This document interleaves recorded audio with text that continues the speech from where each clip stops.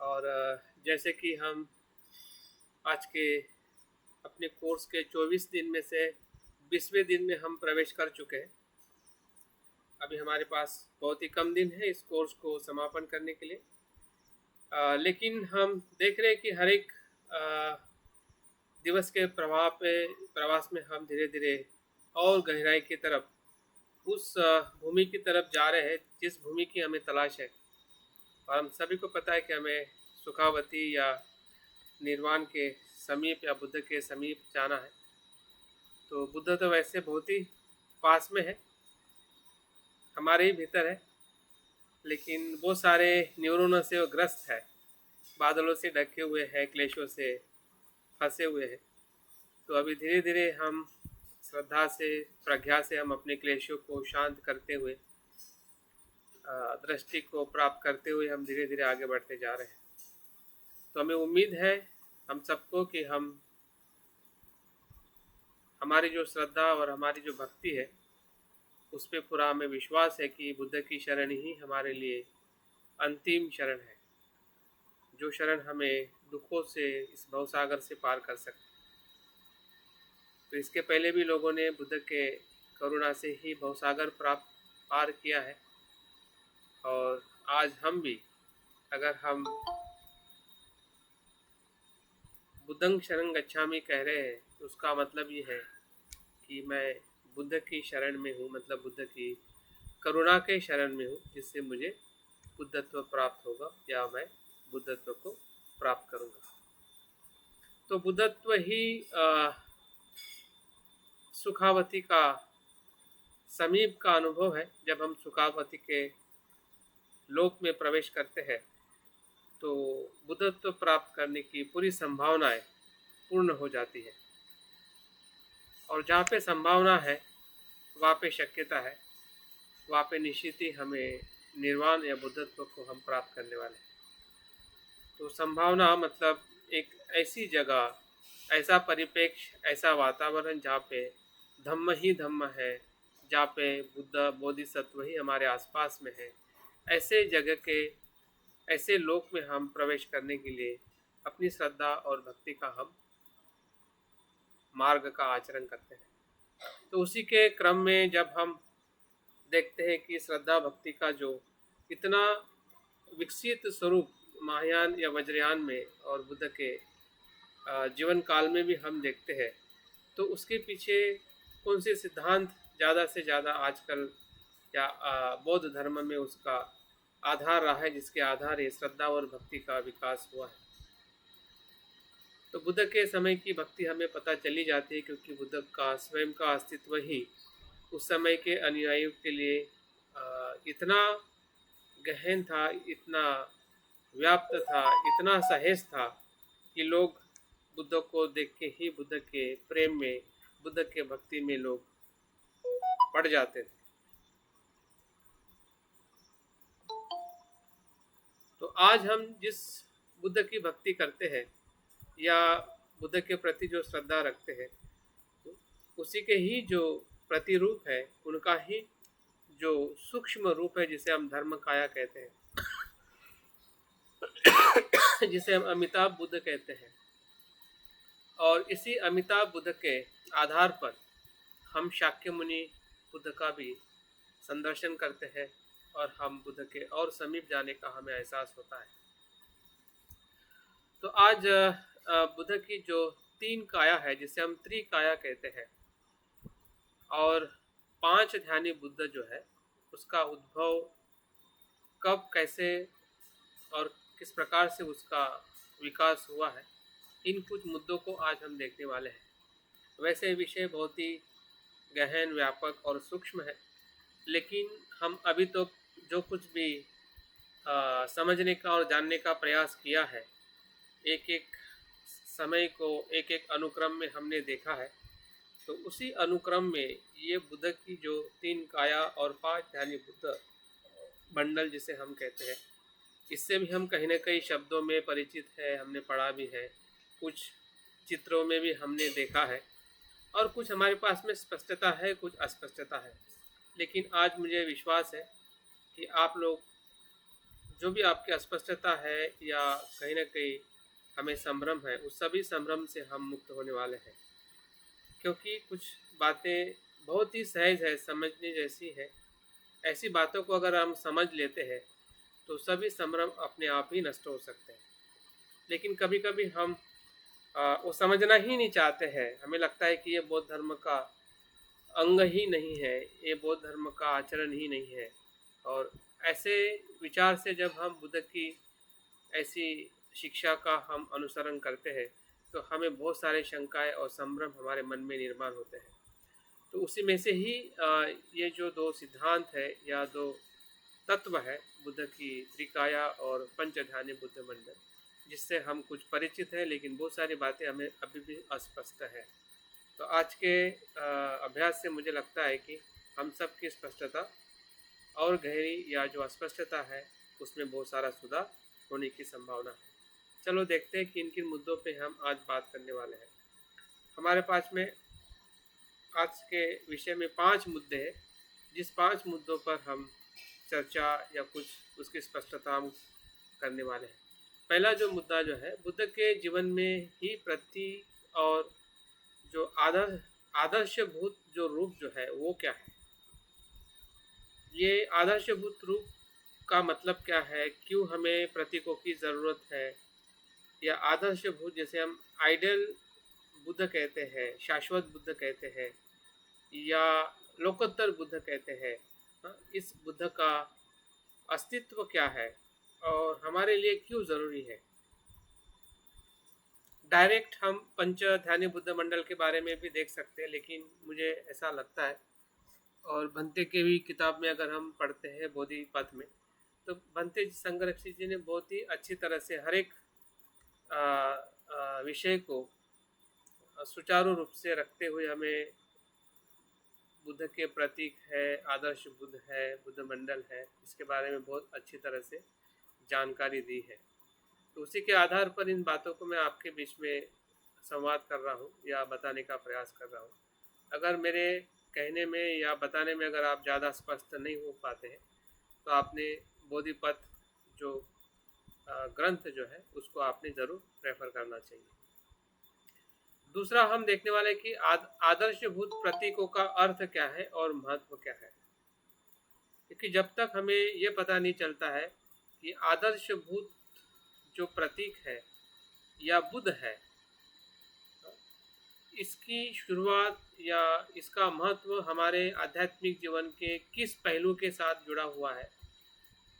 मैं भी अगर जब मंजूश्री ध्यान साधना मैं सीखा, मैं किया, या पंच ध्यानी बुद्ध मंडल के बारे में मैंने जाना था, तब मुझे भी उसको पूरी तरह से स्वीकार करना मेरे लिए भी कठिन था। लेकिन जैसे जैसे मैंने अभ्यास किया, जाना कि इसका संदर्भ क्या है, ये किस परिप्रेक्ष्य में ये सभी बुद्धों का विकास और उद्भव हुआ है, तो अभी धीरे धीरे मेरी जो अस्पष्टता थी या कुछ शंकाएं थी, वो पूरी तरह से समाप्त हो गई है। और मुझे और आप सभी को भी ये लगता होगा कि ये सही में जिसका हम आचरण करते हैं या जो बातें हमें अभ्यास में आती है, तो उसकी कहीं न कहीं स्पष्टता या उसका जो स्रोत जो है, जिस स्रोत से वो निर्माण हुई है, उसकी एक कनेक्टिविटी मिलना हमारे लिए बहुत ही ज़रूरी है। और एक बार हमें कड़ी मिल जाती है, जैसे कि हमने देखा है कि मंत्र की जो कड़ी जो है, वो है बुद्धानुसति। अभी बुद्धानुसति का अगर हमें स्वरूप पता है, उसी से ही, उसी के कारण या उसी ही आचरण के कारण ये जो नाम स्मरण करना हो या अमिताभ बुद्ध की जो साधना हो, उसी का ही वो प्रतिरूप है। तो हमें अमिताभ बुद्ध का नाम स्मरण करने में या अमिताभ बुद्ध का संदर्शन करने में हमें कभी भी ज़्यादा दिक्कत नहीं होगी, हमें ज़्यादा शंका निर्माण नहीं होगी। हम बहुत ही सहजता से मंत्र पठन के माध्यम से या अमिताभ बुद्ध के संदर्शन के माध्यम से हम बुद्ध से संपर्क कर सकते हैं या बुद्ध के सहवास में जा सकते हैं। लेकिन अगर हमें उसकी पहली कड़ी पता नहीं चलती है, तो हम हमेशा घूमते रहते हैं कि ये क्या है, कहाँ से आया है, कहीं हम गलत रास्ते से तो नहीं चले जा रहे हैं। क्योंकि मन इतना भटकता है, वैसे भी मन ज़्यादा भटकता है, और जब हम ऐसे कुछ अच्छे कर्म करने जाते हैं, तब तो और ज़्यादा भटकता है। और इतना भटकता है कि हम जो करते हैं उसी में शंका आने लगती है, या फिर उसी को हम आधा अधूरा करते हैं, या उसी को बाद में हम धीरे धीरे नकार देते हैं कि ये मेरे बस की बात नहीं है। लेकिन उसका कारण यही है कि उसके मूल स्रोत के तरफ हम देखते नहीं हैं, जानते नहीं हैं, या उसको जानने का प्रयास नहीं करते हैं। तो आज मैं आपको, या बनते ने भी जो हमें बताया है, उसके मूल स्रोत के साथ हमें उसका उद्भव और उसका विकास कैसे महायान परंपरा में या वज्रयान परंपरा में किस कारण से हुआ, और कैसे ये पंचध्यानी बुद्ध है या त्रिकाया का जो सिद्धांत जो है कैसे विकसित हुआ है। तीसरा जो मुद्दा है बुद्ध की त्रिकाया, इसका भी उद्भव हम देखने वाले हैं। बुद्ध के समय, बुद्ध के बाद अ, महायान परंपरा में, वज्रयान परंपरा में कैसे उसका विकसित स्वरूप रहा है। उसके बाद हम पांच ध्यानी बुद्ध मंडल का विकास कैसे हुआ है, उसी के त्रिकाय बुद्ध के आधार पे ही उसका विकास हुआ है। और बाद में हम देखेंगे पंचध्यानी बुद्ध और पांच प्रज्ञाओं का क्या संबंध है। मतलब एक प्रकार से एक एक जो मुद्दा है दूसरे मुद्दे के साथ जुड़ा हुआ है, दूसरा मुद्दा तीसरे मुद्दे के साथ जुड़ा हुआ है, तीसरा चौथे के साथ, और चौथा पांचवे के साथ। अगर हम अनुक्रम में चीज़ें अगर समझते हैं तो हमें समझना बहुत सरल हो सकता है। और जो जिस दिशा से, जिस गहराई से हम अंदर जाना चाहते हैं, विषय के गहराई में जाना चाहते हैं, तो विषय के गहराई में जाने के लिए हमें ये मदद रूप हो सकता है। देखते हैं एक एक मुद्दे को हम थोड़ा संक्षिप्त जानने का और ज़्यादा समझने का प्रयास करते हैं, क्योंकि जानकारी आपको मैं ज़्यादा नहीं दे सकता हूँ, क्योंकि उसकी एक मर्यादा है। लेकिन आप ज़्यादा समझ सकते हैं, उसकी कोई मर्यादा नहीं है, क्योंकि आपके समझने की मर्यादा नहीं है। आप बहुत कुछ समझ सकते हैं अगर आप आपके चित्त से, आपके चिंतन से उसको आप ग्रहण करते हैं और समझना चाहते हैं। तो पहला जो मुद्दा है, बुद्ध के जीवन में प्रतीक एवं आदर्शभूत रूप क्या है, तो उसकी प्रस्तावना में हमें तीन बातें समझनी है। प्रस्तावना में हमें यह देखना है कि मनुष्य जीवन में जागरूक और अजागरूक मन का स्वरूप क्या है। हमने काफ़ी बार और हमने समझने का प्रयास किया है कि हमारा मन जो है विशेषता तीन स्तरों में कार्य करता है: जागरूक, अर्धजागरूक और अजागरूक। आज के मनोविज्ञान के रूप में इस प्रकार से उसके मन का विश्लेषण किया जाता है। और बुद्ध के भी दर्शन में हमने अभ्यास किया है कि 8 प्रकार का विज्ञान होता है, जिसमें हम आलय विज्ञान कहते हैं। आलय विज्ञान के बाद फिर क्लिष्ट मनोविज्ञान है, फिर मनोविज्ञान है, हमें 5 जो इंद्रियों के विज्ञान है। इस प्रकार से 8 विज्ञान को अगर हम क्लासिफाइड करते हैं आज के मनोविज्ञान में, तो हमारा मनोविज्ञान से और 5 इंद्रियों के विज्ञान, ये जागरूक मन है। और क्लिष्ट मनोविज्ञान जो है वो अर्धजागरूक मन है, और जो आलय विज्ञान जो है वो अजागरूक मन है। तो जिस प्रकार से आज के मनोविज्ञान ने जो मन का विश्लेषण किया है, वैसा ही हमें बौद्ध दर्शन में या बुद्ध के वचनों में भी हमें मन का विश्लेषण वैसे ही मिलता है। तो मन के भाव को या मन के प्रकार को देख के हमें ये पहले समझना पड़ेगा कि जागरूक मन की भाषा क्या है और अजागरूक मन की भाषा क्या है। जब तक हम दो मन के दो भाषा के माध्यम को नहीं जानते हैं, या अगर उसके प्रति अगर हम स्पष्ट नहीं है, तो बाकी सभी ध्यान साधनाएं अगर हम करते हैं तो हमारे किसी भी ज़्यादा परिणामकारक या हम स्पष्टता से नहीं कर सकते हैं, क्योंकि हमें ये पता ही नहीं चल रहा है कि मेरा जो मन जो है, या पूरे संसार में जो हम सभी मानव लोग हैं, उनका जागरूक मन में किस भाषा से, किस माध्यम से उससे हम संवाद करते हैं या उसे हम विकसित करते हैं और जो अजागरूक मन है उसके लिए किस भाषा के, किस माध्यम की ज़रूरत है। भंते ने बहुत ही सिस्टमेटिक तरीके से इसमें हमें बताने का और समझाने का प्रयास किया है। तो अगर हम जागरूक और अजागरूक मन की भाषा की बात करते हैं, माध्यम की बात करते हैं, तो जागरूक मन के लिए हमारे पास में विचार है,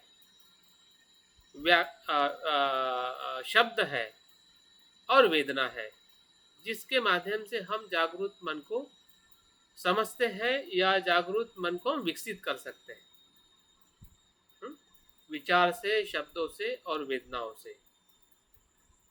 शब्द मतलब ही संज्ञा होता है अगर हम पारंपरिक रूप में देखें तो ये तीन ऐसे माध्यम है या भाषा है जिसे हम अभी मैं जो बात कर रहा हूँ और जो मैं समझा रहा हूँ और आप समझ रहे हैं, तो इसमें भाषा है, विचार है, और इस भाषा और विचार के माध्यम से आपको भी हिंदी पता है, आप भी हिंदी जानते हैं, इसलिए जो जागरूक मन की जो बातें मैं आपको बता रहा हूँ और आपका जागरूक मन उसे जो ग्रहण कर रहा है, समझ रहा है, ये जागरूक मन की भाषा का विकास है या स्तर है या प्रवाह है, कुछ भी हम उसको कह सकते हैं। अभी हम आते हैं अजागरूक मन की तरफ। तो अजागरूक मन की भाषा ये नहीं है, इस भाषा से अजागरूक मन समझता नहीं है। अगर हम उसके परसेंटेज में भी देखा जाए कि जागरूक मन सिर्फ 10% ऊपर होता है और 90-95% मन हमारा अजागरूक अवस्था में है। अगर हम समग्र मन का विकास करना चाहते हैं तो भंते कहते हैं कि जागरूक और अजागरूक मन का समन्वय करने से ही हम समग्र मन का विकास कर सकते हैं। समग्र मन का दूसरा अर्थ है बोधि मन। बोधि मन ही समग्र मन है। लेकिन अगर हम वैचारिक रूप से ही अगर जागरूक मन को ही हम कितना भी शुद्ध करें, कितना भी वो विकसित हो, अगर अजागरूक मन की भाषा को अगर हम इस्तेमाल ना करें कि उसकी भाषा कौन सी है, हाँ, और किस प्रकार से अजागरूक मन से हम संवाद करें या उसका विकास करें, तो निश्चित ही है कि हम समग्र मन को कभी भी किसी भी तरह से हम उसको विकसित नहीं कर सकते। ये हमारी समस्या भी है और ये हमारा क्या कह सकते हैं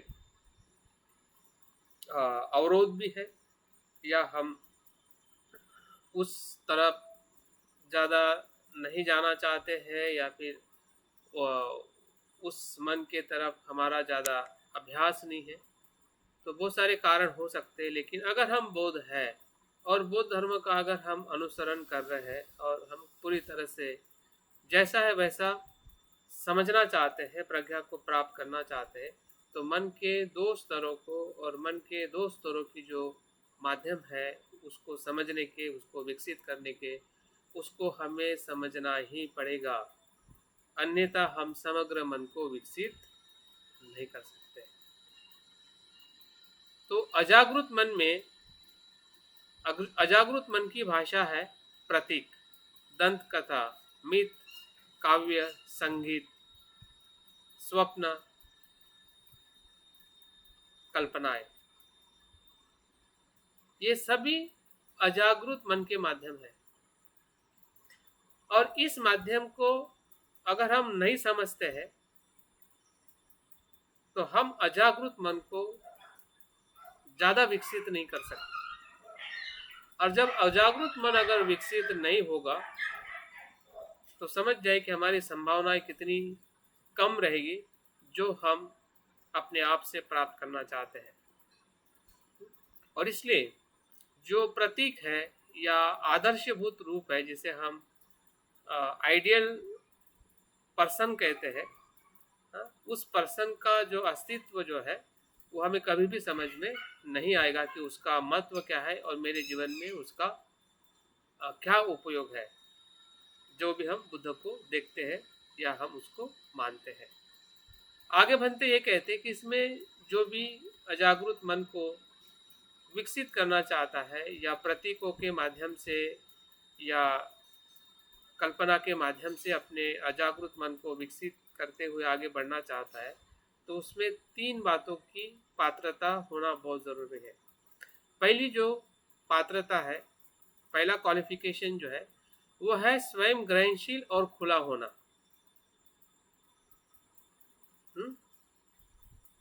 हमें अपने आप को ग्रहणशील और खुला रखना है, ये पहली आवश्यकता है, पहला क्वालिफिकेशन है।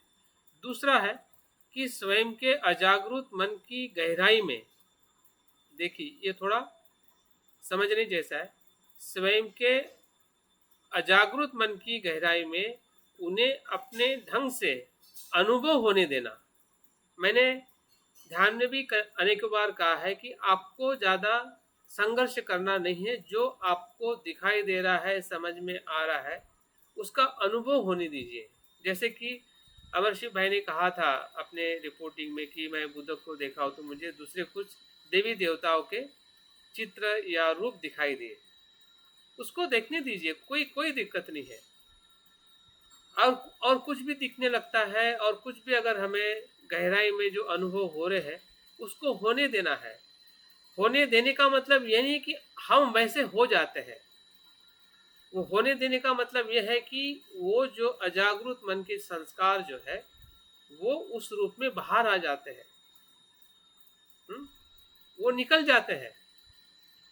हम वैसे बनते हैं ऐसा नहीं है, जो हमारा स्वभाव ही नहीं है तो हम कैसे बनेंगे? हमारा स्वभाव अंधश्रद्धा का नहीं है तो हम अंधश्रद्धा वाले कैसे बनेंगे? हमारा स्वभाव तो बुद्ध होने का है, जो भी होगा हम बुद्ध ही होंगे, क्योंकि उसका मूल स्वभाव तो बुद्ध होना है। तो जो भी बुरी कल्पनाएं हैं, बुरे जो प्रतीक भी अगर हमारे मन में अगर आ रहे हैं अनुभव में, तो उस गहराई में उसको होने देना है, उसे रोकना नहीं है। अगर हम उसको रोकेंगे, अगर उसके प्रति अगर हम सकारात्मक नहीं होंगे, उसके प्रति अगर हम खुले नहीं होंगे, तो वो फिर वो द्वेष का भाव हो सकता है, या लोभ का भाव हो सकता है, अंधश्रद्धा का भाव हो सकता है, कुछ कुछ भी हो सकता है, क्योंकि संस्कारों से हम पूरी तरह से भरे हुए हैं कि जो अजागरूक मन की वो अपनी प्रवृत्ति है, अनंत सीड है, बहुत सारे बीज है उसमें, अकुशल और कुशलता के भी। तो जो भी अनुभव, जिस भी प्रतीक या जिस भी कल्पनाओं के माध्यम से हमें मन में भीतर होता है, उसको होने देने की भी हमने तैयारी रखनी चाहिए। और तीसरा और महत्वपूर्ण यह है कि उन अनुभव से एकरूप हो जाना है, उस अनुभव में हमें एकरूप हो जाना है। अगर द्वेष का भाव किसी चित्र में आ रहा है तो उस द्वेष के साथ एकरूप हो जाना है, उससे ना भागना है ना भगाना है, एकरूप हो जाना है। तो इस प्रकार से अगर हम अपने अजागरूक मन की जो प्रतीकात्मक जो भाषा है या जो भी हमें अनुभव हो रहा है, उसके लिए अगर हम अपनी पात्रता को विकसित करते हैं, तो आने वाली जो कुछ भी बातें हम देखने वाले हैं कि प्रतीक और बुद्ध के जीवन में ऐसी कौन सी घटनाएं थी जिस घटनाओं को देखकर हमें बुद्ध के अद्भुत होने का हमें एक दर्शन और हमें अनुभव होता है। अगर हम दो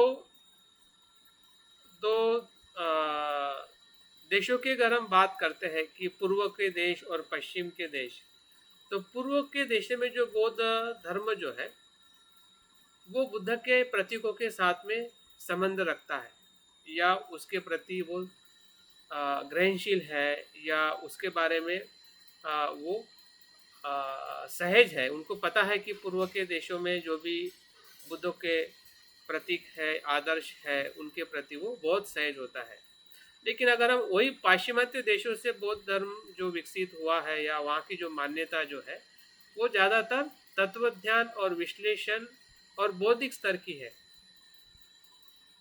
तो हमने देखना चाहिए कि पाश्चिमात्य जो बौद्ध लेखक हो सकते हैं या आचरण करने वाले, वो बुद्ध धर्म की तरफ आकर्षित होने वाले, और पूर्व के जो बौद्ध जो बुद्ध के जो प्रतीकात्मक पहलुओं को समझ के भी उसके प्रति संबंध रखने वाले, तो दोनों पहलू आवश्यक है। हमें बौद्धिक पहलू को भी हमें स्वीकार करना है, और साथ साथ में जो बौद्ध का प्रतीकात्मक जो पहलू है उसको भी स्वीकार करना चाहिए। तो इससे क्या होगा कि हमारा जो आध्यात्मिक विकास के लिए अजागरूक और जागरूक दोनों आप अपनी भूमिका में अभिव्यक्त करने की संधि देना होगा। अभी आप देखिए, अगर हम सही में आध्यात्मिक विकास करना चाहते हैं, जब से हमने इस संघ में या धम्म में हमने प्रवेश किया है, तो हमने हमारे जागरूक और अजागरूक मन के दोनों पहलुओं को अपनी भूमिका में, क्योंकि जागरूक मन की भूमिका अलग है, उसकी भाषा अलग है, उसको समझने की प्रक्रिया अलग है, और हमारे जो अजागरूक मन की भाषा, अजागरूक मन की जो अभिव्यक्ति जो है, हाँ, उसका माध्यम अलग है। मतलब दोनों को भी आप अपने तरीके से, हाँ, उसकी भूमिका अभिव्यक्त करने की संधि देना बहुत ज़रूरी है। हाँ, और यही इसकी सबसे बड़ी मुख्य प्रास्ताविकता है कि जिसके आधार पे ही हम आगे के जो कुछ भी मुद्दे या जो कुछ भी हम इस विषय को लेके आगे बढ़ना चाहते हैं, उसके लिए हमें अपने आप को बहुत ही सरलता और बहुत ही स्पष्टता हमें प्राप्त हो सकती है। वीडियो से 3 लोगों की शुरू है, अगर बाकी लोग भी करते हैं तो अच्छा है।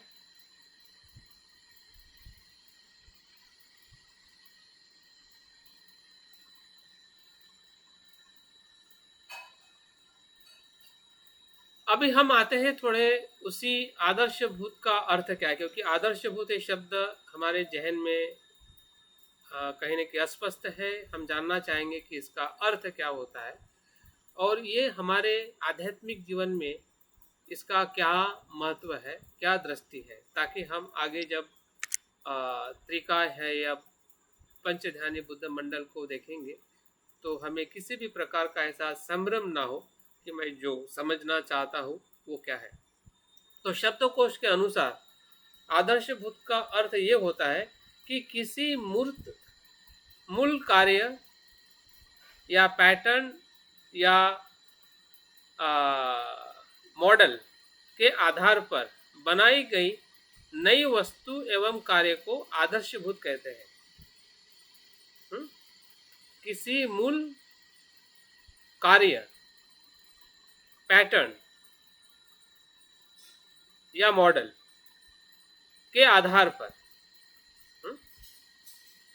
बनाई गई नई वस्तु या कार्य को आदर्शभूत कहते हैं। इसमें दोनों भी है, वस्तु भी हो सकती है जैसे कि बुद्ध रूप, या कार्य भी हो सकता है जैसे कि उनके कोई गुण है या उनका कोई कार्य है। ये दोनों भी आदर्शभूत वस्तु में आ सकता है या आता है। ये जो आदर्शभूत प्रतीक है या जो भी वस्तु है, तो ये हमारे लिए क्या अर्थ करते हैं, मतलब मेरे लिए उसका क्या महत्व है। तो उसका महत्व ये है कि किसी अदृश्य वस्तु को दृश्य रूप में दिखाने वाले चिन्ह के रूप में बहुधा इसकी व्याख्या की जाती है। प्रतीकों का हमारे लिए क्या महत्व है कि किसी अदृश्य वस्तु को, अभी अदृश्य वस्तु क्या है हमारे लिए, बुद्ध के गुण है, बुद्धत्व है, या बुद्ध की प्रज्ञा है, बुद्ध की करुणा है, यह अदृश्य है। और उस अदृश्य वस्तु को या कार्य को दृश्य रूप में दिखाने वाले चिन्ह के रूप में निर्मित करना, दिखाने वाले। अभी बुद्ध की करुणा कैसी होती है, अभी वो तो अदृश्य है बुद्ध की करुणा। तो बुद्ध की करुणा फिर अमिताभ बुद्ध के माध्यम से हो या फिर अवलोकितेश्वर बोधिसत्व के माध्यम से हो, क्योंकि वो दृश्य रूप है, उसको हम चित्र में देख सकते हैं, उसे हम प्रतिमा में निर्माण करके देख सकते हैं। तो इस प्रकार से जो प्रतीकों से हम क्या देखते हैं, जो अदृश्य जो उसका स्वरूप है उसी का ही दृश्य स्वरूप में उसको हम प्रतीकात्मक वस्तु में देखते हैं। इसलिए प्रतीकों को जब हम देखते हैं, अर्पण करते हैं, तो उसके पीछे जो अदृश्य जो उसका तत्व जो है वो हमें समझना बहुत जरूरी है। अगर हम बुद्ध को देखते हैं तो जो दृश्य जो है या जो बुद्ध का रूप है, बल्कि वो रूप नहीं होके वो बुद्ध है, बुद्ध का कोई तो भी गुण है, बुद्ध की कोई तो भी ऐसी संकेत है, कुछ तो भी उसमें ऐसी चीज है कि जो हमारे साथ में हम उसका संवाद करना चाहते हैं, उससे हम प्रेरित हो रहे हैं। तो इस प्रकार से प्रतीकों को हम बहुत ही अच्छी तरह से उसका अपने आध्यात्मिक जीवन में, जो हमारा अजागृत मन है, अजागृत मन के साथ उसकी जो सहजता जो है, उसका जो संपर्क जो है, वो हम बरकरार रख सकते हैं। नहीं तो विचारों में तो बुद्ध आते हैं, लेकिन भावना में बुद्ध ही नहीं आते हैं।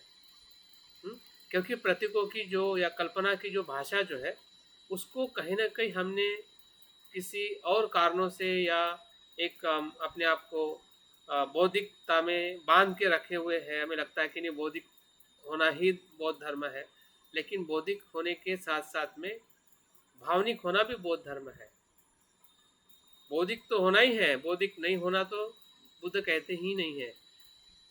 लेकिन बौद्धिक होने के साथ साथ हमें भावनिक रूप में या हमारी जो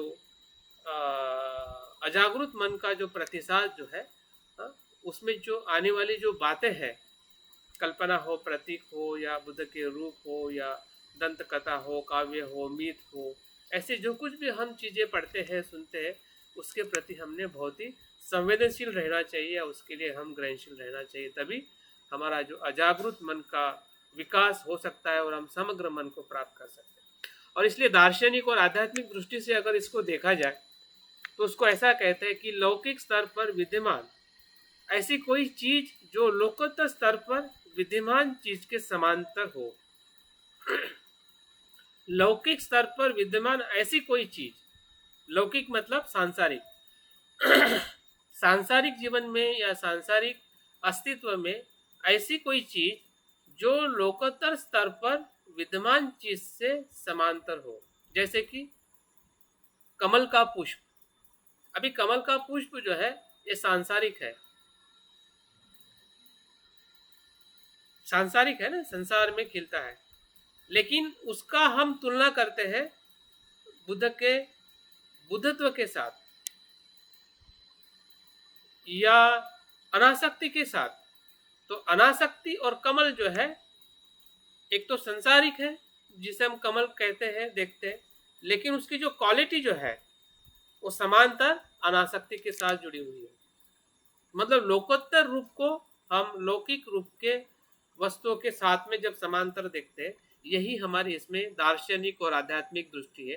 जैसे कि सूरज को अमिताभ बुद्ध के प्रतीक के रूप में देखना, जो अनंत प्रकाश जो है, जैसे सूरज का अनंत प्रकाश सभी के दुख मुक्ति के लिए या जीवन के लिए उसका महत्व है, वैसे ही अमिताभ बुद्ध का भी जो अनंत प्रज्ञा का प्रकाश जो है वो सभी के लिए उपयोगी है।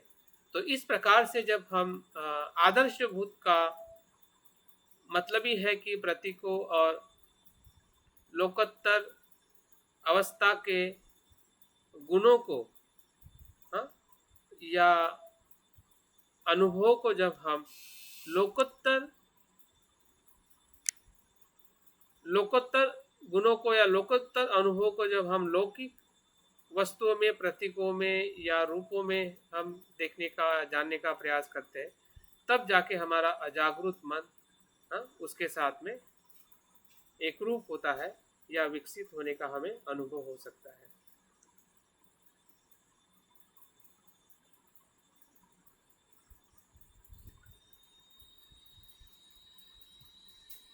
किसी का भी रूप मुझे दिखाई नहीं दे रहा है, सभी का रूप अपने ढाक दिए हैं।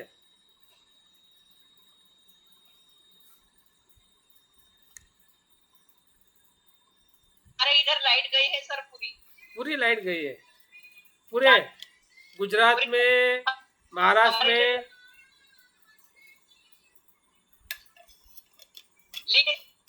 सुन रहे बस, जिसकी लाइट गई है वो ठीक है, लेकिन बाकी लोग और बाकी आपका आवाज थोड़ा ब्रेक हो रहा है सर। हाँ, अभी अभी सही है आवाज? हमारे उजाले में ठीक है, हम अंधेरे में है। हम उजाले में है। अंधेरा भाग जाएगा। तो अभी हम आगे बढ़ते हुए ये भी, हाँ, अपने माइक म्यूट करें और वीडियो ऑन करें। हेलो,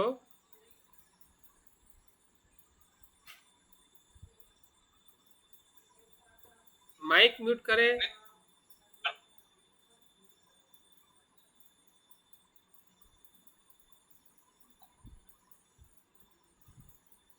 आप अपने माइक म्यूट करें। सर ये 1 मिनट पीछे वाली साइड में जो पॉइंट को जरा दोबारा रिपीट कर दीजिए। नोटिस करी चीज तो तक के अनुभव के साथ पत्रकार करके देखना, जैसे आपका के तो प्रकाश सूर्य देखना, ऐसे उपमा दिए और कहते हैं उसको अमिताभ बुद्ध की, जिस प्रकार से सूरज का प्रकाश चारों दिशा में जाता है, उसी प्रकार से अमिताभ बुद्ध का भी प्रज्ञा का प्रकाश सभी दिशाओं में जाता है। तो समांतर हो गया ना, मतलब उस सूर्य के अस्तित्व को अमिताभ बुद्ध के साथ, वाला है सर। हाँ,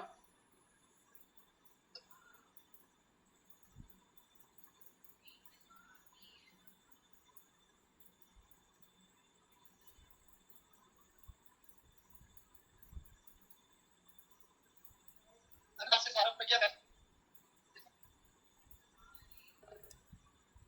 आपकी आवाज नहीं आ रही। हाँ, अभी आपकी आवाज बंद करोगे तो मैं अपनी बात आपकी करूँगा। आवाज नहीं आ रही। बिल्कुल नहीं आ रही है,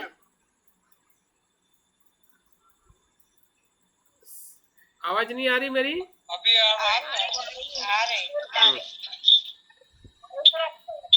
चलो ठीक है, अभी हम थोड़ा आगे बढ़ते हैं। मुझे लगता है कि अभी तक जो मैंने बताने का प्रयास किया है कि हमारे अजागरूक और जागरूक मन के जो माध्यम है हमारे समग्र विकास करने के लिए, वैचारिकता का भी हमें विकास करना है, जो हमें जागरूक मन के लिए ज़रूरी है। और अजागरूक मन के लिए जो प्रतीक है, कल्पनाएं है या मीत है, दंत कथा है, उसके साथ में भी हमने आगे बढ़ने का प्रयास करना चाहिए, क्योंकि वो भी बौद्ध दर्शन का सबसे महत्वपूर्ण पहलू है। अगर उसको हम छोड़ देते हैं तो हम सही अर्थ में बौद्ध धर्म के प्रयासों में हम पीछे रहेंगे और हम आगे नहीं जा पाएंगे। और विशेषता हमारी श्रद्धा और भक्ति इसी के साथ जुड़ी हुई है। अगर इस पहलू को अगर हम समझते हैं तो हमारी श्रद्धा भक्ति बहुत ही तेज गति से विकसित हो सकती है। अगर हम नहीं समझते हैं और नहीं करते हैं तो हमारी श्रद्धा सिर्फ बौद्धिक रूप की श्रद्धा रहेगी और सांस्कृतिक रूप की श्रद्धा रहेगी, बौद्ध कहने के लिए और थोड़ा संतुष्ट होने के लिए, लेकिन बुद्धत्व तरफ जाने की श्रद्धा हम विकसित नहीं कर पाएंगे। तो सभी को समझना बहुत ज़रूरी है हमारे विकास के लिए, और साथ साथ में हमारे जो मित्र हैं उसे भी हम समझा सकते हैं कि किस प्रकार से हमने इन सभी बातों को समझ के आगे बढ़ना चाहिए। तो हम बुद्ध के जीवन से जब जुड़ी हुई कुछ दंत कथाएं देखते हैं, उनके जीवन में जो प्रतीकों का महत्व है या मिथक जिसे कहते हैं, मिथ का मतलब ये होता है कि दंत कथा में जो रहस्य जो छुपा हुआ होता है, हाँ, जिससे मिथ से ऐसा होता है कि कोई तो भी एक क्या कहते हैं, मिथ में एक कुछ संदेश रहता है, जिसे रहस्य होता है, रहस्यपूर्ण संदेश होता है मिथ के अंदर, और वो कहानी के माध्यम से या किसी प्रतीक के माध्यम से उसको बताया जाता है, दर्शाया जाता है। और हमें लगता है कि ये तो काल्पनिक है, ये तो कुछ बौद्धिक स्तर पे जचता नहीं है या समझ में नहीं आता है, तो उसको हम पूरी तरह से नकार देते हैं। हमने पूरी तरह से नहीं नकारना चाहिए। नकारना है तो उसका पूरा विश्लेषण करके, समझ के, या हमें उसके प्रति जानकारी सही है या नहीं है, उसके बाद में अगर हमें लगता है कि वो सही में काल्पनिक है, हमारे उपयोग की नहीं है, हमारे तत्व से आधारित नहीं है, तब उसको हम पूरी तरह से नकार सकते हैं। लेकिन हम इतने उतावले होते हैं कि बस थोड़ा भी कुछ ऐसा दिखाई देता है कि जो बौद्धिक स्तर पे हमें जचता नहीं है या बौद्धिक स्तर पे हमें उसका आकलन नहीं होता है, तो हमें लगता है कि नहीं ये तो अबौद्धिक है, इसमें मतलब हमें जानना ही नहीं, हम पूरी तरह से अपने मन का शटर जो है डाउन कर देते हैं, बंद कर देते हैं। तो बंद करने से नुकसान तो हमारा ही है, नुकसान तो हमारा ही है, क्योंकि हमारा 95% माइंड में अगर इस प्रकार से अगर हम संवाद नहीं करते हैं तो हमारा ही विकास रुकेगा। हाँ, वो नहीं समझने के वजह से। तो हमारी जो विकास की गति इसी के वजह से रुकी हुई, क्योंकि हम भावनिक रूप में अजागरूक मन के संपर्क में हम बहुत कम प्रयास करते हैं। तो इसलिए बुद्ध के कुछ संदर्भ दिए हुए हैं कि बुद्ध के जीवन से बहुत सारी घटनाएं जुड़ी हुई है। शायद हमने बुद्ध के जीवन चरित्र में हमने पढ़ी है, सुनी है। जैसे कि महावस्तु एक बहुत ही महत्वपूर्ण ग्रंथ है, जिसमें बुद्ध के जातक कथाएं जो है या अवदान कथाएं जो है, उनके पूर्व जन्म की जो स्टोरी है या उनके पूर्व जन्म की जो कहानियां हैं, उसके आधार पे बुद्ध के जीवन के चरित्र को लिखा गया है।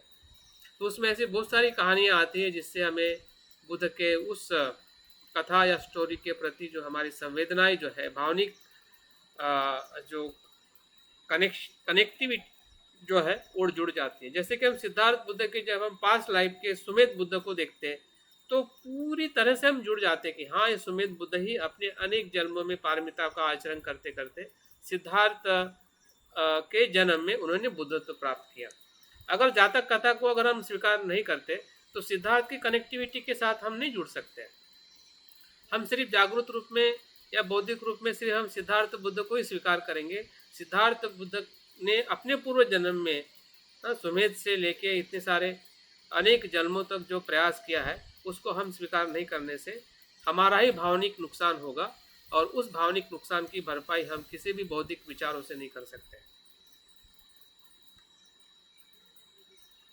ऐसा ही ग्रंथ ललित विस्तार है, उसको भी हमने पढ़ना चाहिए, जिसमें श्रद्धा भक्ति का बहुत ही सुंदर बुद्ध के अस्तित्व के बारे में या बुद्ध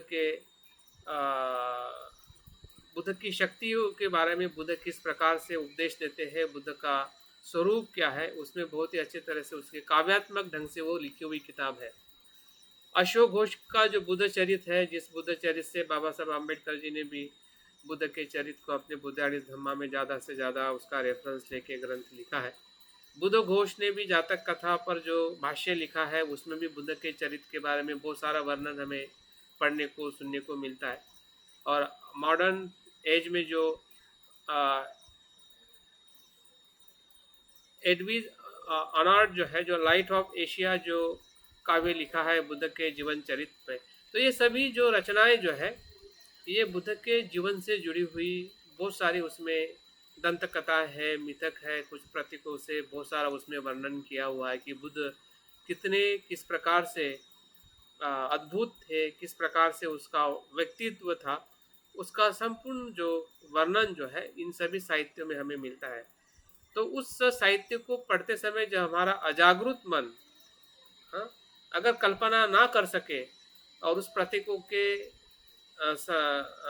संकेतों को ना समझ सके, तो हमारा अजागरूक मन ज़्यादा विकसित नहीं होगा, क्योंकि ये सभी साहित्य हमारे अजागरूक मन को विकसित करने के लिए लिखे गए हैं, ताकि हमारा जो भावनिक प्रतिसाद जो है बुद्ध के विशालता को लेकर, बुद्ध तो लोकोत्तर थे, अभी लोकोत्तर बुद्ध को हम लौकिक बुद्ध में कैसे देख सकते हैं? तो कुछ न कुछ हमारे पास तो माध्यम चाहिए ना।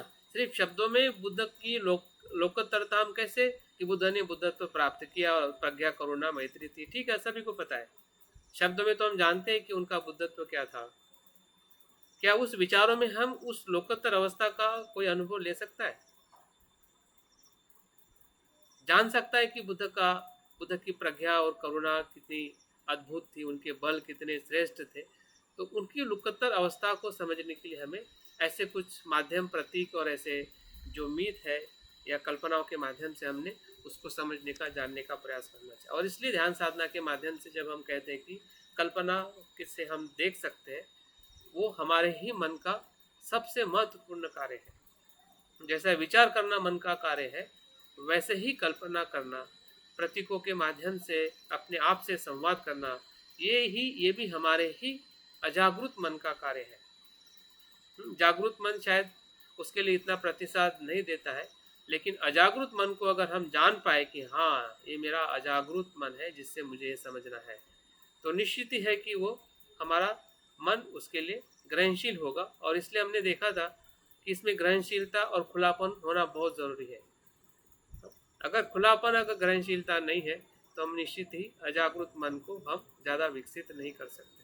और इसलिए भंते इसमें बताते हैं कि सत्य के दो प्रकार होते हैं, जो हमें वैज्ञानिक और तार्किक और वैचारिक स्तर पे सत्य को हम देख सकते हैं, समझ सकते हैं, जान सकते हैं। फिर वो चार आर्य सत्य हो या बुद्ध की सभी शिक्षाएं हो या बुद्ध का बुद्धत्व हो, सब कुछ हम वैचारिक, वैज्ञानिक, तार्किक इस स्तर पे हम समझते हैं, जानते हैं और वो सत्य का हमें अनुभव होता है। लेकिन दूसरा जो सत्य जो है वो है कल्पनाओं का काव्यात्मक अंतर्दृष्टि के सत्य का जो समावेश जो है, हाँ, वो प्रतीकात्मक और कल्पनात्मक है। और इसलिए बुद्ध भी जब निर्वाण के बारे में बताते हैं तो वो कम से कम जानकारी वो दे पाते, कम से कम वो कह पाते हैं। प्रतीकात्मक रूप में बुद्ध ने बहुत सारे संदेश या बहुत सारी वस्तुओं के प्रतीकात्मक शैली से बुद्ध ने बहुत कुछ शिक्षाएं दी है। और जिन मनुष्य का, जिस मनुष्य ने वो अजागृत मन के उस भाव को समझ लिया, वो तुरंत उस अवस्था में आ गए, तुरंत उस प्रज्ञा में वो परिवर्तित हुए हैं। ऐसा भी हमें बहुत सारे उदाहरणों से मिलता है। तो दोनों महत्वपूर्ण है। इसका मतलब ये नहीं है कि हमें ये ज़्यादा आवश्यक है, वो ज़्यादा आवश्यक है। दोनों भी महत्वपूर्ण है, क्योंकि दोनों ही हमारे आध्यात्मिक जीवन के सबसे महत्वपूर्ण स्तर है। फिर वो जागृत मन का हो या अजागृत मन का, या वैचारिक विकास हो या भावनिक या कल्पनात्मक इन विकास। दोनों तीनों चीजों से और क्लियरिटी आती है ज्यादा, बजाय कुछ भ्रम होने से। भ्रम होने की जगह और क्लियरिटी आती है। जो दंत कथा प्रतीक या मिथक है ना, जैसे उसमें धम्मपद में हम पढ़ते हैं ना, तो वो पूरी कथा जब पढ़ते हैं उस गाथा की, तो बहुत ज्यादा क्लियरिटी आती है। बिल्कुल बिल्कुल बिल्कुल। लेकिन उसके लिए आपका ग्रहणशील होना या उस मन से विकसित होने के लिए तैयार होना, वो ज़रूरी है। अन्यथा वो कथाएं लगेगी कि तो कथा है, हुई होगी, नहीं होगी, ऐतिहासिक है या नहीं है, बहुत सारे संभ्रमों से अगर हम पढ़ते हैं तो शायद उसका जो तत्व जो है उसको हम समझ नहीं पाएंगे। और इसलिए दूसरे सत्य को आधारित या दूसरे सत्य को समझने के लिए हमें दंत कथा, मिथक है, कविता है, काव्य है, प्रतीकात्मक पूजा है, जो हम सप्तांग पूजा करते हैं वो सभी प्रतीकात्मक पूजा है। और सपनों में भी कभी कभी वो अभिव्यक्त होता है। कभी कभी ध्यान के गहराई में भी हमें कुछ रंग दिखता है, कुछ रूप दिखता है, कुछ आवाज़ें लगती है या कुछ भी हमें, वो सब प्रतीकात्मक, वो हमारे मन की जो अजागृत मन की जो अलग अलग जो अवस्थाएं जो है उसका हमें भास होने लगता है, उसका हमें अनुभव होने लगता है। स्वप्न में भी हमें कभी कभी चीज़ें दिखने लगती है। ऐसे बहुत सारे उदाहरण हैं कि जिन महापुरुषों ने अपने सपने में ही बहुत सारे चीज़ों का विज़न देखा और उन्होंने अपने जीवन को बदल डाला। तो ये सभी चीज़ें हमारे बुद्ध के जीवन के साथ जुड़ी हुई है। देखते हैं कि आगे के मुद्दे में, आगे के अभ्यास में इसका जिक्र मैंने किया है, जिससे हम थोड़ा और बुद्ध के उस बात से हम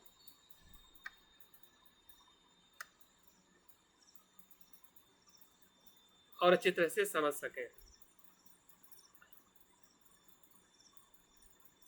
बुद्ध के कुछ जीवन की घटनाएं हैं जिसमें कुछ, सर हाँ, दंत कथा माने क्या? दंत कथा मतलब कथा है, स्टोरीज।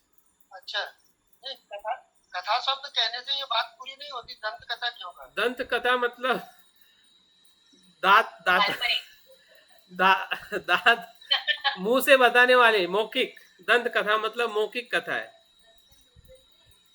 और मिथक? मिथक, मिथक का मतलब रहस्य, उस कथाओं में छुपा हुआ जो संकेत जो है, रहस्य जो है, मिथ। हाँ, और मेटाफोर है, जैसे कि कोई चीज़ ले जाने के लिए वाहन का इस्तेमाल किया जाता है ना, तो वैसे ही मिथक के माध्यम से कोई चीज़ उसको कैरी आउट करती है, सत्यता को या किसी संकेत को, उसको मिथक कहते हैं। और जो बहुत ही मिस्टिकल होता है, बहुत ही रहस्यात्मक हो सकता है कि वो गाथा के रूप में हो या फिर किसी प्रतीक के रूप में हो, किसी दंत कथा के रूप में हो, जो उसके पीछे आपको कुछ सत्यता बताना चाहता है या कुछ गहरा अनुभव बताने का प्रयास करते हैं। तो ये सभी शब्द जो है वो हमारे बौद्ध धर्म में इसकी बहुत सारी अनुभूति है, बहुत सारे इसमें वर्णन हमें मिलते हैं जब हम इवन बुद्ध के स्वयं के जीवन को भी देखते हैं, या उसके बाद में महायान की जो रचना है जिसमें बुद्ध को उन्होंने उस प्रकार से वर्णन किया है जो पारमार्थिक या लोकोत्तर बुद्ध का जो रूप है उसको अधिकाधिक उन्होंने वर्णन किया है। तो वो भी एक प्रकार का मिथ है। मिथ का मतलब है सत्य को अभिव्यक्त करने वाले शब्द या प्रतीक या स्टोरी या कुछ भी हो सकता है मिथ में। ठीक है, तो इसमें ऐसा पहली स्टोरी जो अगर आपने सुनी है या पढ़ी है, भंते संरक्षी जी ने इसका इसमें वर्णन किया है कि जब बुद्ध श्रावस्ती में थे तो श्रावस्ती में अपने अनुयायी के सामने बुद्ध एक चमत्कार दिखाते हैं।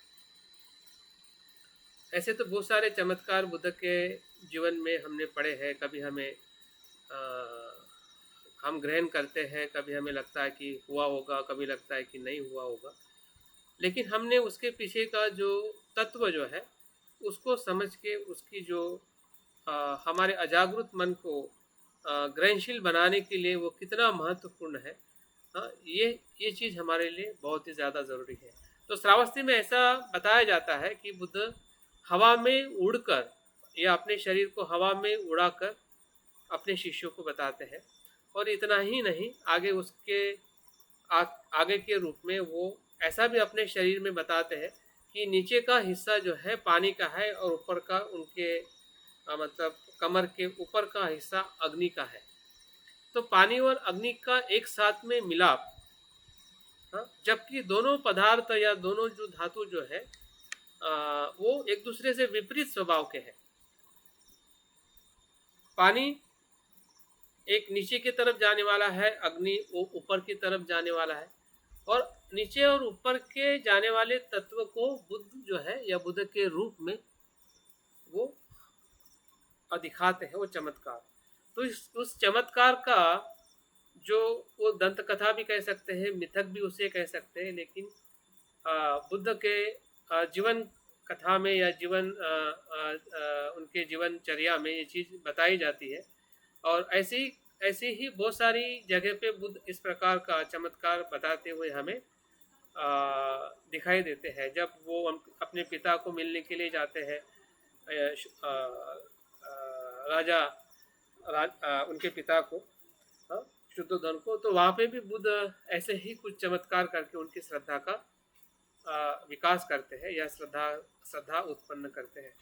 तो इसके पीछे बनते ये बताते हैं कि जो आग और पानी का जो विपरीत जो रूप जो है, क्या कर दिया सुभाष जी आपने?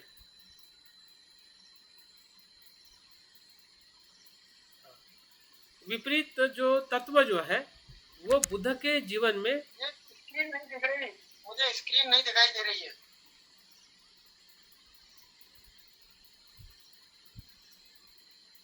बाकी लोगों को, क्योंकि आपने हाँ क्योंकि आपने स्क्रीन इन किया था इसलिए दिखाई नहीं दे रही होगी। ठीक है,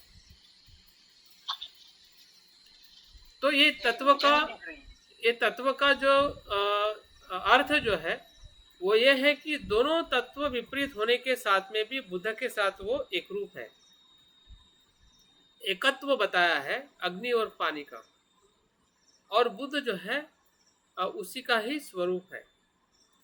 ऐसी जो दूसरी भी जो कथा या दूसरी भी कहानी, जब बुद्ध अपने माता को अभिधम्म पढ़ाने के लिए जाते हैं, उसके बारे में इसके पहले भी हमने जिक्र किया है। और वहां से सर आप स्लाइड से बाहर आ गए क्या? स्लाइड से बाहर, आप स्लाइड से बाहर आ गए क्या? स्लाइड नहीं दिखाई दे रही अभी।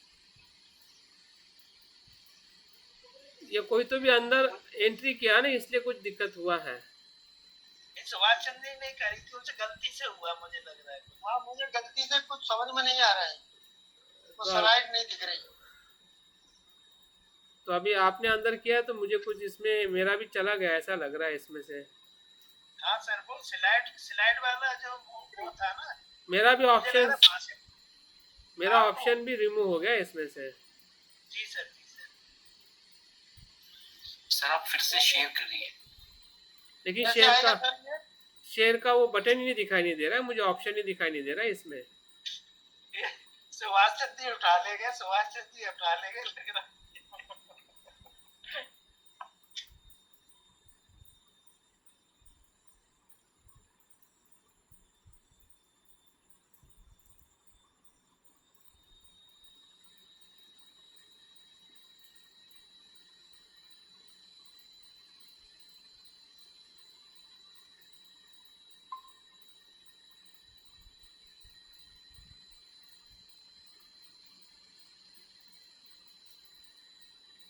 रोहित सिंह जी कुछ हेल्प कीजिए।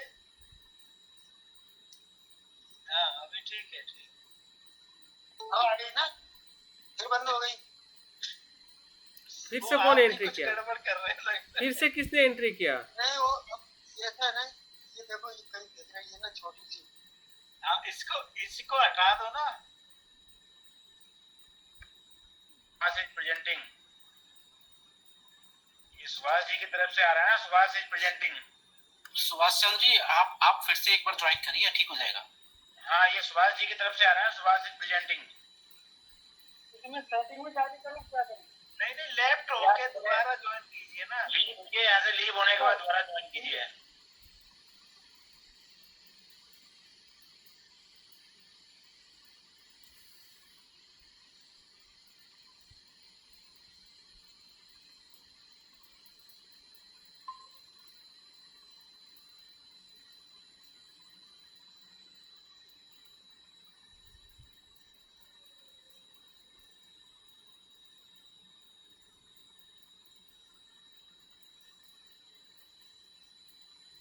हाँ अब आने लगा। अब क्या आ गए अभी ठीक आ रहे।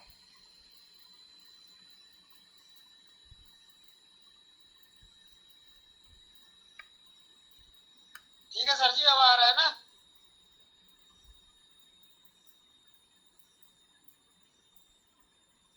टेक्नोलॉजी से ज्यादा छेड़छाड़ मत करिए, नहीं तो टेक्नोलॉजी मारेगी।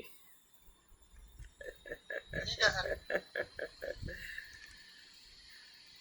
तो दूसरा भी उदाहरण बुद्ध के जीवन में मिलता है कि जब बुद्ध अपने माता को अभिधम्म पढ़ाने स्वर्ग लोक में जाते हैं और स्वर्ग लोक से पृथ्वी पर आने के लिए वो सोने की या रत्न की जो सीढ़ियाँ का जो वर्णन बताया गया है कि जिस सीढ़ियों से चलते हुए बुद्ध जो है पृथ्वी लोक पर आते हैं।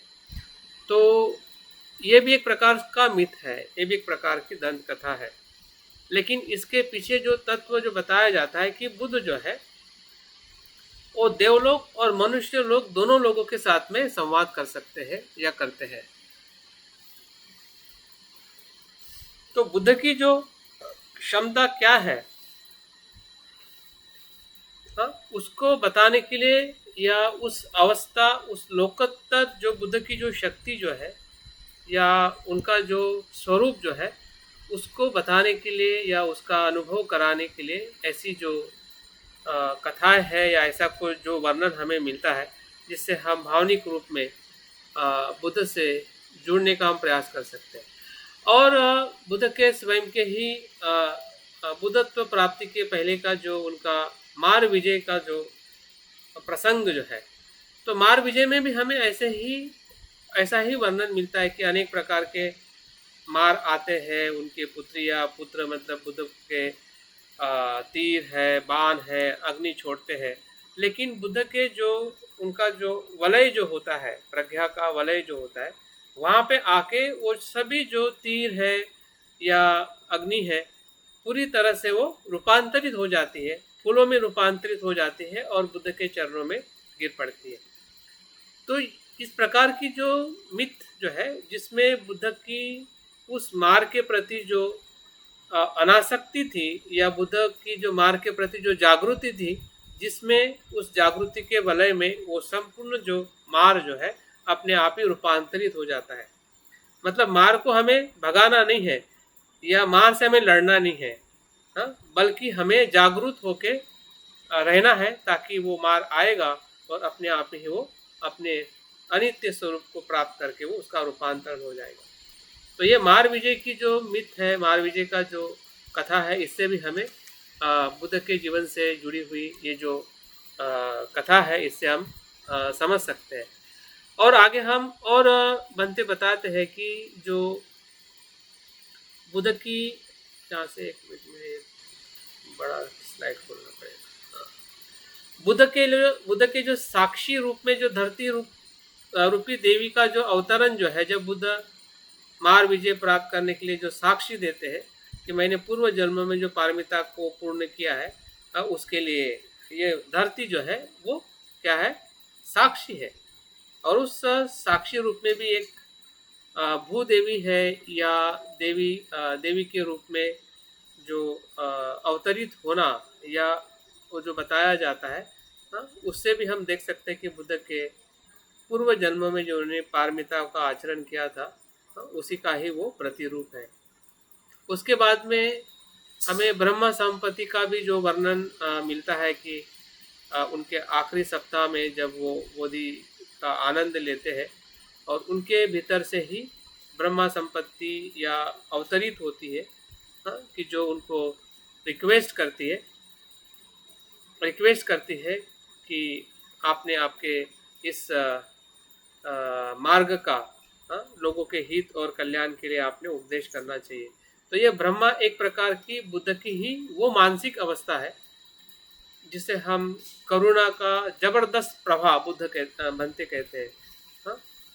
ब्रह्मा क्या है, बुद्ध के ही चित्त का करुणा का जोरदार निकलने वाला जो प्रभाव जो है, दबाव जो था कि हमें या उन्हें लोगों के हित और कल्याण के लिए धम्म प्रवर्तन करना है, धम्म का उपदेश देना है।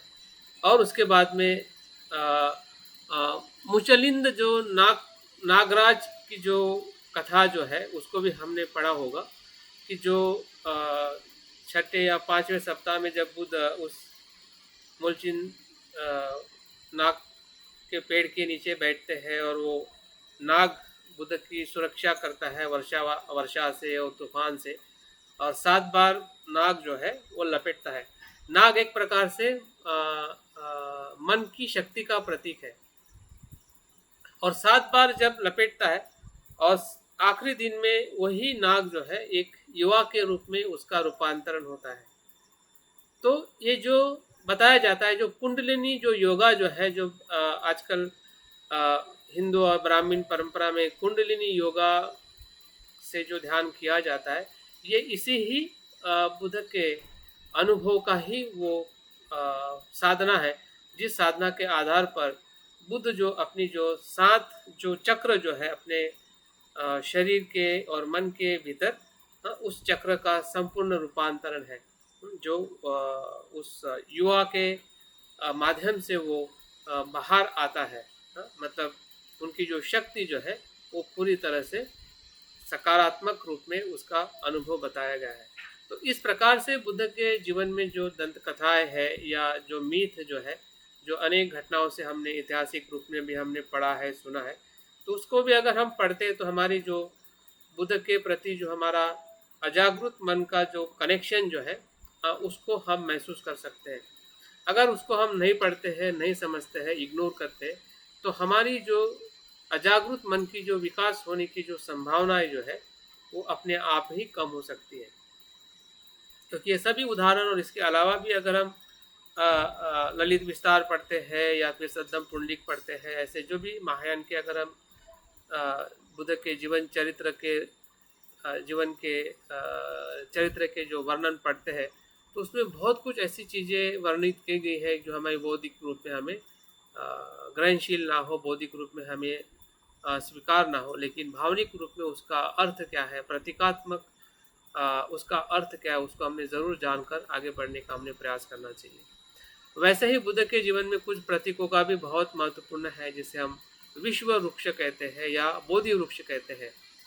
जो बोधि वृक्ष है, जिस जगह पे बुद्ध ने बुद्धत्व प्राप्त किया था, हाँ, और इस वृक्ष की जो शाखाएं जो है, जिसे हम शरणगमन वृक्ष कहते हैं इसी को, वो आकाश की ओर ऊपर उठती है। बोधि वृक्ष की तो शाखा सामान्य रूप में धरती की तरफ या आकाश के नीचे झुकी होती है, लेकिन अगर हम शरणगमन वृक्ष देखते हैं, जो विश्व वृक्ष का अगर हम कल्पना प्रतीक देखते हैं बौद्ध धर्म में, तो उसकी शाखाएं ऊपर की तरफ हम देखते हैं। इसका मतलब यह है कि ये वृक्ष जो है पृथ्वी और आकाश के बीच का संबंध प्रस्तापित करती है। हाँ, कि जो विपरीत ध्रुवों में, मतलब दोनों विपरीत है, आकाश और पृथ्वी एक दूसरे से विपरीत है, दोनों ध्रुव अलग अलग है, लेकिन उसमें एकरूपता है, सुसंवादिता है, परस्पर संयोग को बताती है।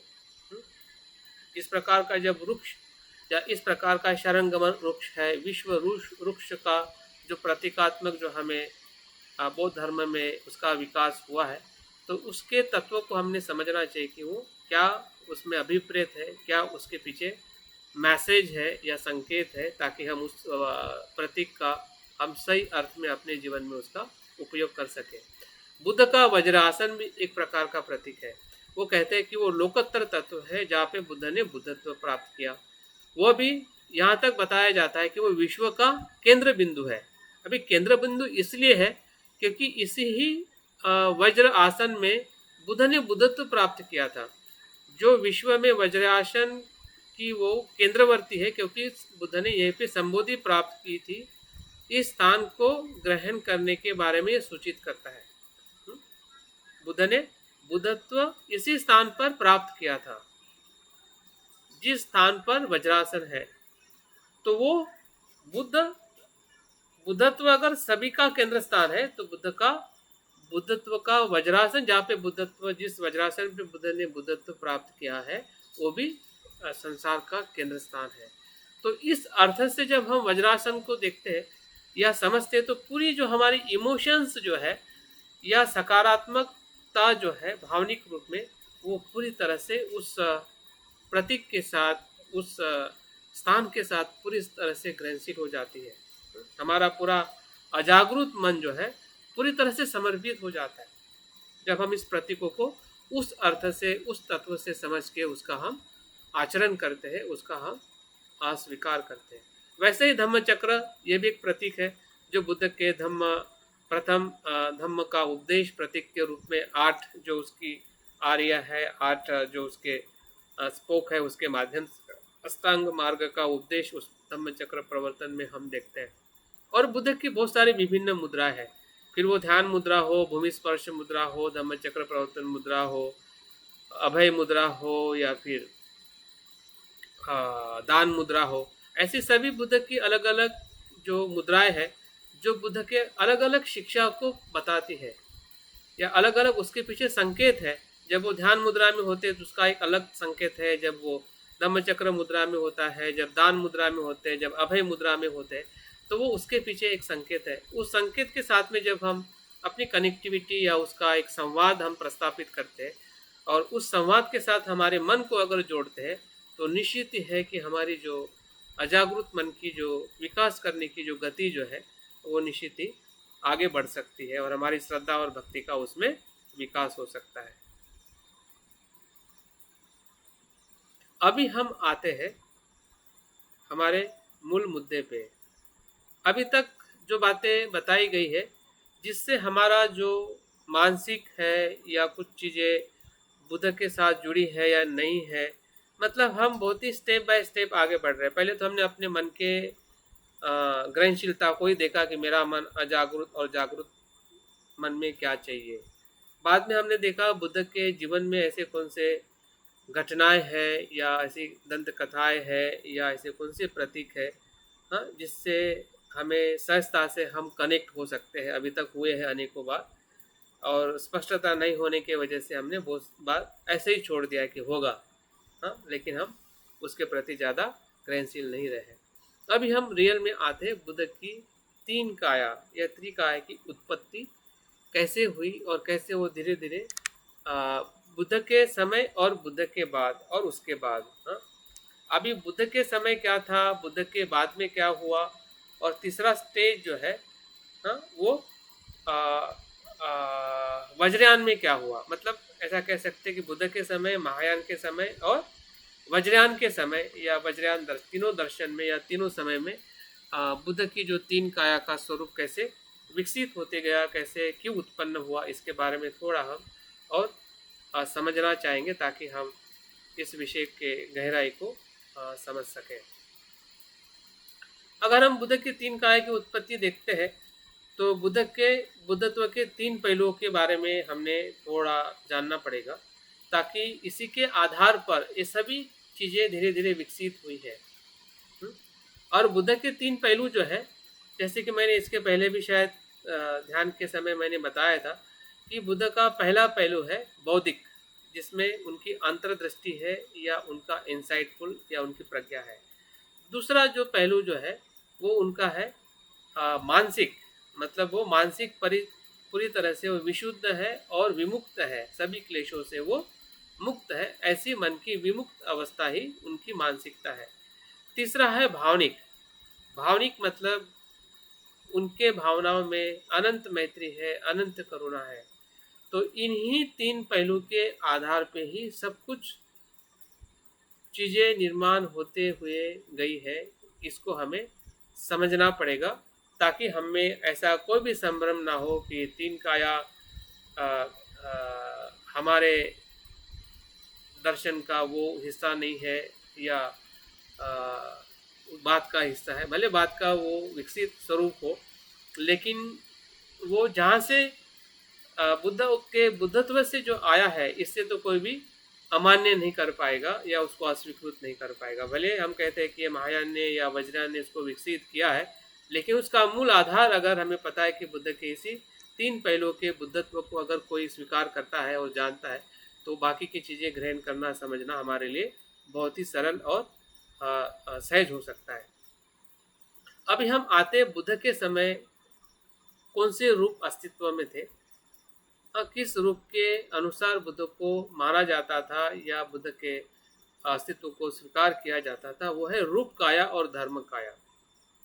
दो रूप में बुद्ध के अस्तित्व को पूरी तरह से शुरुआत से ही इस दो रूपों को स्वीकार किया गया था। ऐतिहासिक संबोधि प्राप्त व्यक्ति को रूप काया में जानते हैं, मतलब जो व्यक्ति संबोधि को प्राप्त करता है उसी काया को रूप काया कहते हैं, या दूसरी भाषा में निर्माण काया कहते हैं, जिसे हम सिद्धार्थ गौतम बुद्ध के नाम से जानते हैं। दूसरा जो तत्व जो है वो है संबोधि के तत्व को स्वतंत्र रूप से जो व्यक्ति आत्मसात करता है उसे धर्मकाय कहते हैं। संबोधि को जो स्वतंत्र रूप में जो व्यक्ति आत्मसात करता है या उसको साक्षात्कार करता है उसे धर्मकाय कहते हैं। बुद्ध के समय बुद्ध और बुद्धत्व मतलब व्यक्ति और व्यक्ति का अनुभव, जिसको हम रूप काया और धर्म काया कहते हैं, वो अलग अलग नहीं थी। इसलिए इस भेद को उस समय जोरदार ढंग से व्यक्त नहीं किया गया। अभी हमें लगता है कि तीन काया को अलग अलग क्यों कहा जाता है, बुद्ध के समय क्यों नहीं कहा गया था? क्योंकि बुद्ध जो है निर्माण काया और धर्म काया के स्वयं ही स्वरूप थे, और स्वयं ही होने की वजह से, क्योंकि वो शरीर से भी थे और वो धर्म काया से भी थे, दोनों अस्तित्व एक दूसरे के साथ में पूरी तरह से अभिन्न था, और इसलिए उसको अलग अलग करके ज़्यादा देखना, बुद्ध ने स्वयं कहा है कि जो धम्म को देखता है वो बुद्ध को देखता है, लेकिन उसमें इतने ज़्यादा स्पष्टता नहीं थी या उसको अलग अलग करके देखने की उस समय ज़्यादा लोगों को ज़रूरत नहीं थी, या बौद्ध अनुयायियों को या उनके शिष्यों को उसको अलग अलग करके समझने की ज़रूरत नहीं थी, क्योंकि बुद्ध की दोनों काया का वो उसी समय में अनुभव कर सकते थे, या उसका अस्तित्व अभिन्न था जब बुद्ध ऐतिहासिक रूप में जीवित थे 80 साल तक। ठीक है, फिर आगे क्यों ज़रूरत पड़ी और कैसे उत्पन्न हुआ दोनों का अलग अलग होना, अभी हम आगे देखते हैं। उत्पत्ति के कुछ कारण हैं और बहुत ही सहज है, इसमें कोई ज़्यादा मतलब ऐसा टेक्निकल कारण नहीं है या ऐसा कोई मतभेद वाला भी कारण नहीं, बहुत ही सहज। जैसे कि हमारे घर में कोई जाता है और कुछ चीज़ें मतलब उसमें फिर अलग अलग हो जाती है, लेकिन उसी में से वो आई हुई चीज़ रहती है, वैसे ही कुछ मतलब बुद्ध के होने से, और बुद्ध जब शरीर रूप से नहीं रहे 80 साल के बाद, उसके बाद में थोड़ा बदलाव होते हुए हमें बुद्ध के काया का हमें अलग अलग स्वरूप दिखाई देता है। तो बुद्ध के महापरिनिर्वाण के बाद यह भेद मुख्य हुआ। जब बुद्ध के समय ये भेद मुख्य नहीं था, लेकिन जब बुद्ध का महापरिनिर्वाण हुआ मतलब उनका शारीरिक जो अस्तित्व जो था वो संपूर्ण समाप्त हुआ, उसके बाद में जो निर्माण काया और धर्म काया जो अभिन्न थी बुद्ध के समय में, बुद्ध के महापरिनिर्वाण के बाद में उसमें मुख्य भेद होने लगे। मतलब उसको अलग अलग भेद का मतलब ऐसा नहीं कि उसके प्रति लोगों के क्या कहते हैं संघर्ष नहीं था, लेकिन वो अपने आप में ही वो अलग दिखने लगे, क्योंकि शरीर जब नहीं रहा तो दूसरा रूप ही दिखेगा, पहला रूप कैसे दिखेगा, क्योंकि उनका महापरिनिर्वाण होने के बाद में उनकी अस्थियां है स्तूप ही थे, बाकी शरीर उनका नहीं था और सभी को पता है। लेकिन उसका दूसरा रूप था, वो क्या था, जिसे हम धर्म काया कहते हैं। और क्योंकि मुख्य हुआ क्योंकि रूप काय अब मर चुकी थी और ऐतिहासिक बुद्ध केवल उनकी अस्थि और स्तूपों में ही थे, जबकि धर्म काय चिर अमर और अब भी विद्यमान थी। बुद्ध के महापरिनिर्वाण के बाद उनका जो शारीरिक अस्तित्व जो था वो सिर्फ स्तूपों में समाविष्ट था प्रतीकात्मक रूप में, लेकिन शाक्यमुनि बुद्ध की जो धर्म काया थी, बुद्ध ने स्वयं भी महापरिनिर्वाण सूत्र में कहा है कि मेरे बाद अगर कोई मुखिया है, कोई अगर नेतृत्व करेगा तो धम्म और विनय नेतृत्व करेगा, विनय और धम्म नेतृत्व करेगा, और कोई इस धर्म का, इस संघ का कोई व्यक्ति नेतृत्व नहीं करेगा। तो उस शब्द में भी हम देख सकते कि वहीं से जो धर्म काया का जो महत्व जो है वो विकसित होने लगा और उसको अलग अलग करते आज हम देख रहे हैं कि ये निर्माण काया है, ये धम्म काया है, और उसके बाद में फिर आई हुई संभोग काया है, जिसे हम आनंद काया भी कहते हैं।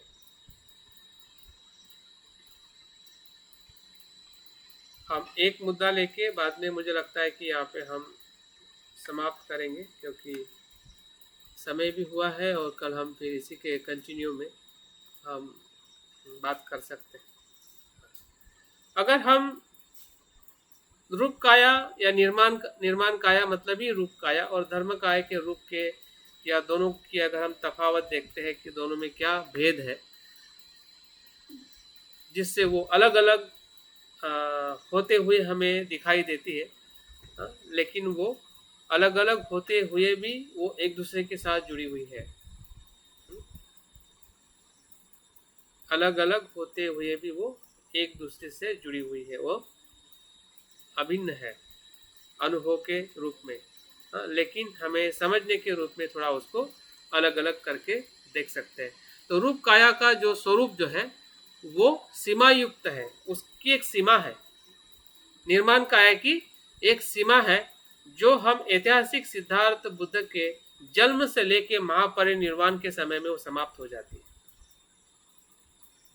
सिद्धार्थ का जन्म हुआ, उन गृहत्याग किया, निर्वाण को प्राप्त किया, उपदेश दे, और उनका 80 वर्ष में उनका महापरिनिर्वाण हुआ। मतलब एक सीमा है, 80 साल की एक सीमा है, जिसको हम निर्माण काया का एक स्वभाव कह सकते हैं या उसका गुण धर्म कह सकते हैं।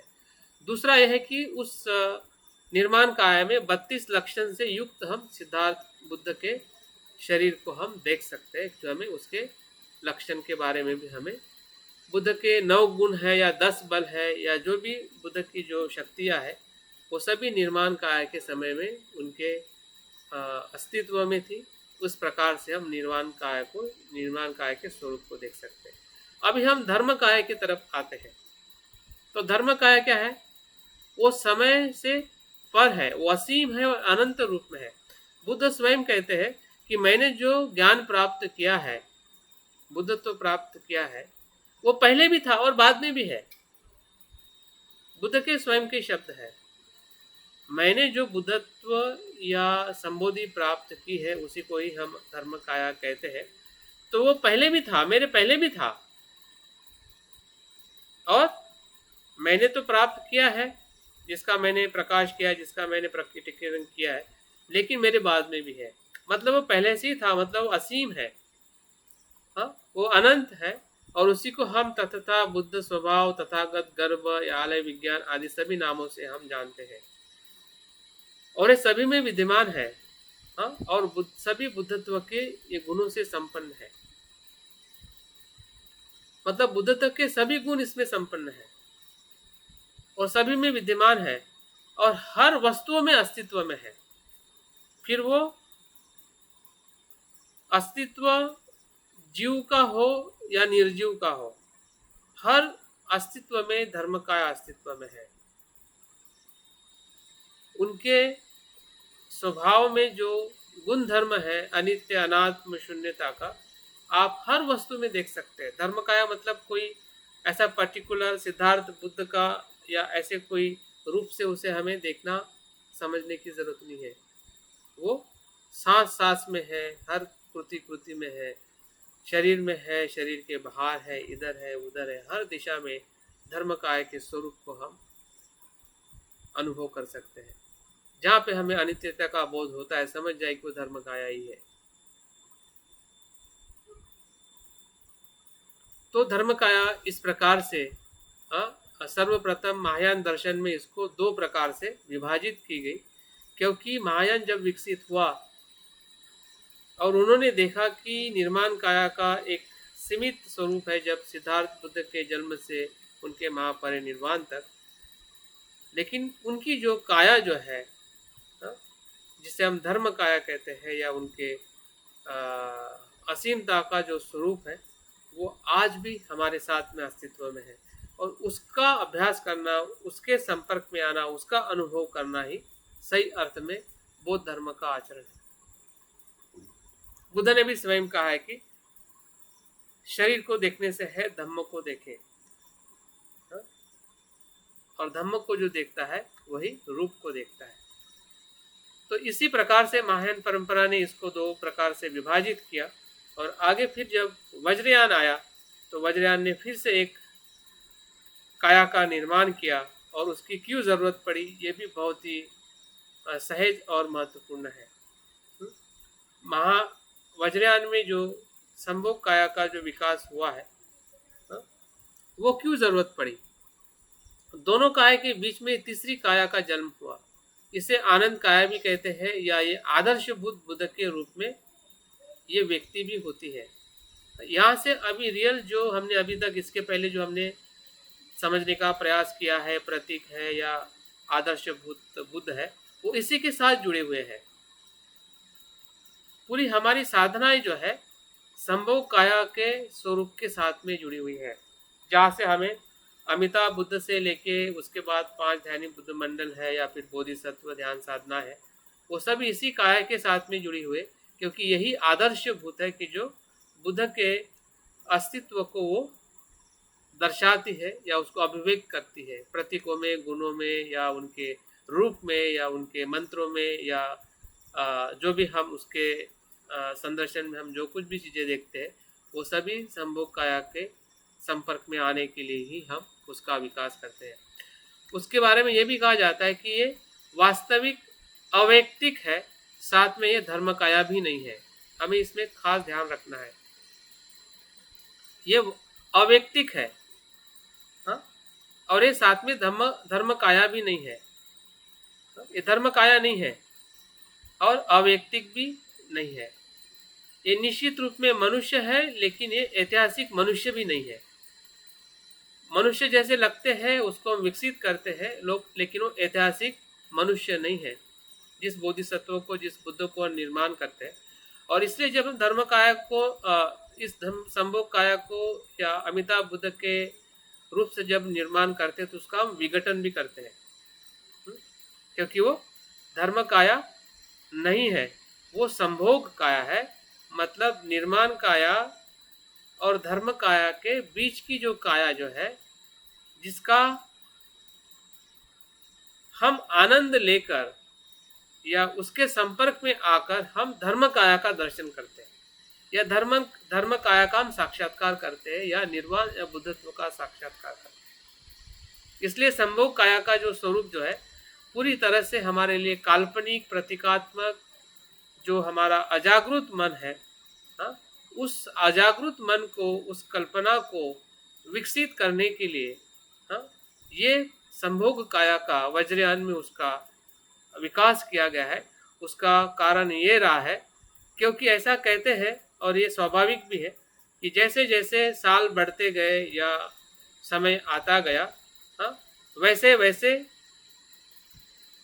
जो ऐतिहासिक बुद्ध का समझना वो लोगों को कठिन होने लगा कि ऐतिहासिक बुद्ध, सिद्धार्थ बुद्ध सही में क्या थे। आप सोचे कि 300-400 वर्ष के बाद ऐतिहासिक बुद्ध के बारे में बताने वाले भी या उसको समझने वाले भी बहुत कम लोग रहे होंगे कि सही में सिद्धार्थ बुद्ध कैसे होंगे। और साथ साथ में जो बुद्ध का ही जो धर्म काया का रूप है वो समझना बड़ा कठिन था। वो बहुत सूक्ष्म है, गूढ़ है, उसको डायरेक्ट हम समझ नहीं सकते कि सही में धर्म काया क्या है। और इसलिए निर्माण काया को काफ़ी साल हो गए थे, काफ़ी धुंधला सा हो गया था, और धर्म काया का जो दर्शन आया, धर्म काया के बारे में लोग समझने लगे, लेकिन वो लोगों को समझना बहुत कठिन और गूढ़ और काफ़ी सूक्ष्म था।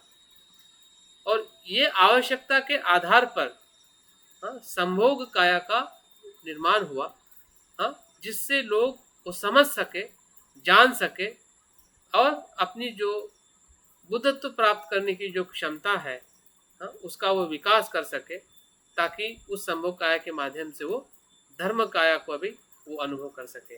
तो इस प्रकार से संभोग काया का एक प्रकार से हमारे एक ध्यान की विधि है, ध्यान का मार्ग है, जिस मार्ग को हम मंत्र के माध्यम से हो या प्रतीकों के माध्यम से हो या जो अलग अलग जो उसके पहलू है, उन सभी माध्यम से हम हमारे अजागृत मन की उस गहराई को हम समझना चाहते हैं या समझने का हम प्रयास करते हैं, जो छुपा हुआ है या जो अंधेरे में है, जहाँ तक हमारे विचार जा नहीं सकते हैं या हमारी विचार के जो तरंगे वहाँ तक नहीं पहुँचते हैं, तो वहाँ तक पहुँचाने का जो सैटेलाइट जो कह सकते हैं या वहाँ तक पहुँचने का जो एक माध्यम है, वो संभोग काया के जो ध्यान साधना है, वही हमारे लिए सरल और सहज मार्ग है, जिसके माध्यम से हम उस गहराई को गहराई से बनते कहते हैं कि अभिव्यक्ति मतलब भीतर जाके बाहर आना।